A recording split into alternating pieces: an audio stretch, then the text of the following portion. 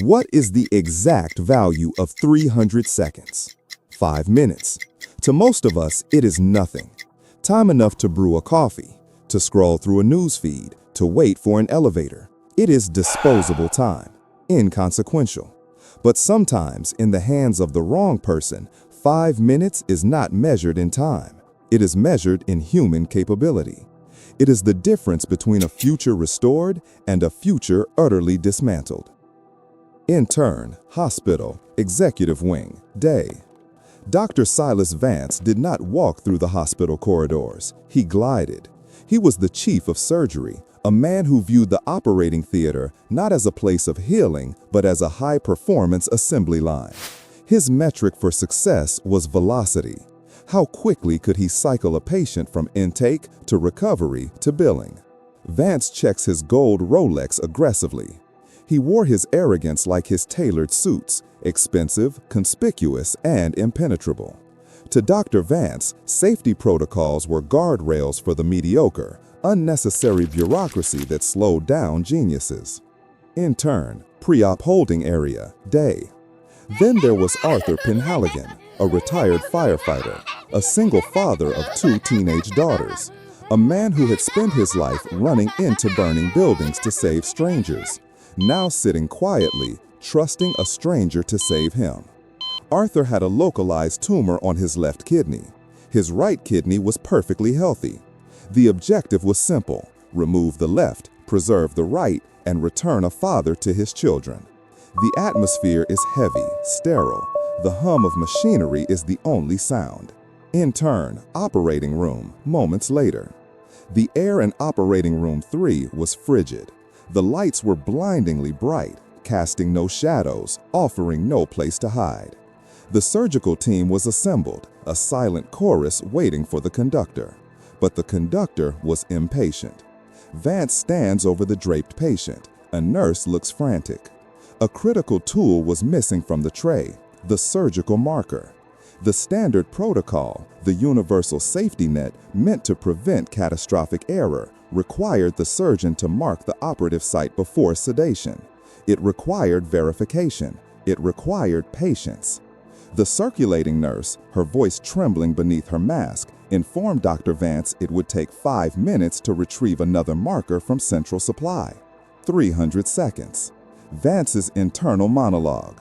The golf course, the 4 p.m. tea time, the betting pool, the inconvenience. Dr. Vance looked at the clock on the wall. He didn't see a safety check. He saw an obstacle between him and the first tee at his country club. He saw 5 minutes of wasted profit. Vance's voice is sharp, dismissive in the echoing room. Dr. Silas Vance, we don't have 5 minutes. I know my anatomy. I know left from right better than you know your own name. Proceed with the incision. My schedule is tight. The nurse hesitated. The anesthesiologist shifted uncomfortably. But in the hierarchy of the OR, Vance was God, and God was in a hurry. The sounds of the surgery began, rhythmic monitors, metal on metal. The tension is unbearable. The surgery commenced with terrifying speed. Vance moved with the confidence of a man incapable of error. He isolated the organ, he clamped the arteries, he severed the connection. The room is dead silent except for the heart monitor beep. It was a flawless technical execution of the wrong procedure. He removed the kidney and deposited it into the biohazard container without a second glance. The incision was closed. The clock was beaten. Dr. Vance made his tea time with moments to spare. Intern, recovery room, later. It wasn't until the pathology report arrived an hour later that the silence in the hospital changed from professional quiet to a deafening void. The report read, healthy renal tissue, no malignancy detected. Arthur's eyes opened slowly, confusion, pain. Arthur Penhaligon woke up expecting recovery. Instead, he woke up to a new, permanent reality. The tumor remained inside him, untouchable now. The healthy organ, his lifeline, was gone. He had gone to sleep a man needing help and woke up a man tied to a machine for the rest of his existence.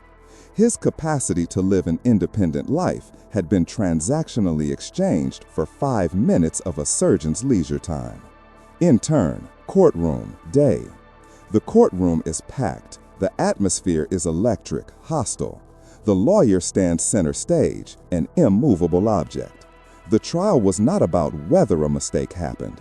The mistake was undeniable, sitting in a wheelchair at the plaintiff's table attached to dialysis tubes. The trial was about why. The lawyer paces slowly, eyes locked on Dr. Vance in the witness stand. Lawyer, sharp, sarcastic. Dr. Vance, you are billed as a titan of industry, a man whose time is allegedly worth thousands of dollars an hour. Is that correct? Dr. Silas Vance, dismissive, leaning back. My billing rates reflect my expertise and the market demand for my skills, yes. Your expertise. Let's discuss the economics of that expertise on the day in question. You bypassed a foundational safety protocol, site marking. Why? It was a redundancy. I had reviewed the charts. I was confident in the surgical plan.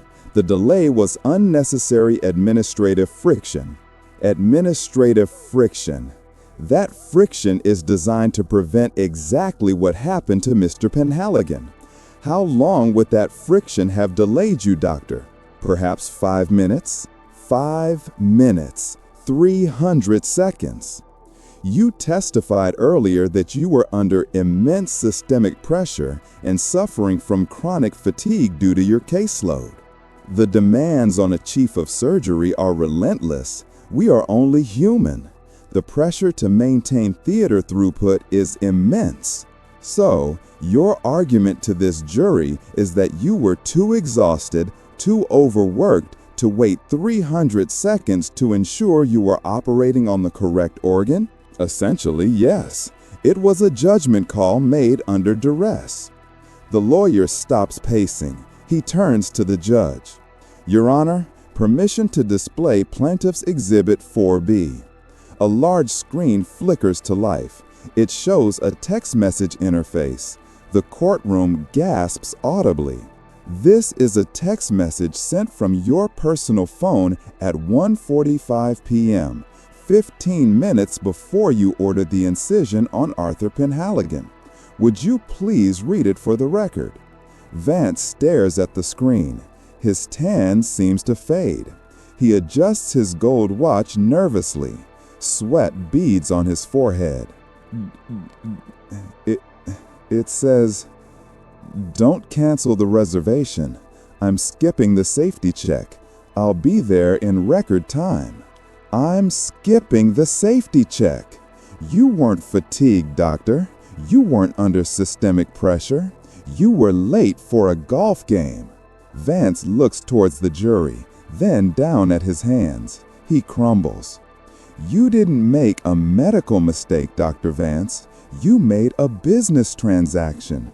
You calculated that 5 minutes of your leisure time was more valuable than Arthur Penhaligon's entire future.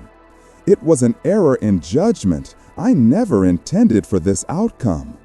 The intent is irrelevant. The calculation is everything.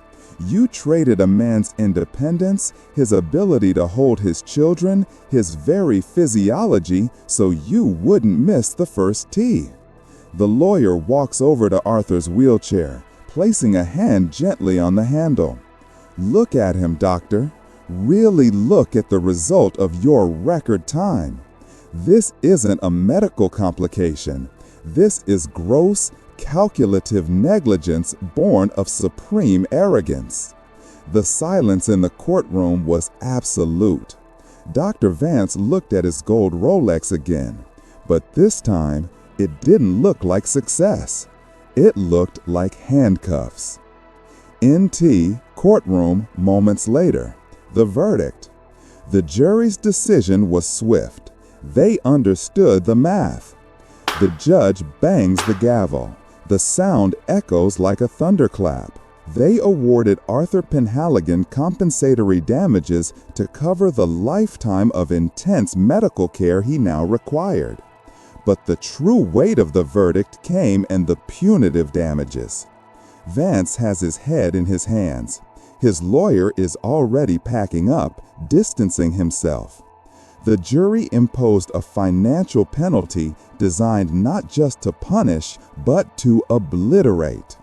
Dr. Silas Vance faced total asset liquidation. His medical license was revoked permanently. The Bentley, the gold Rolex, the country club membership, all liquidated to pay for the dialysis machines that would keep Arthur alive. The arrogant titan was reduced to a liability, bankrupt in both finance and reputation. He had saved his 5 minutes, but he had lost everything else.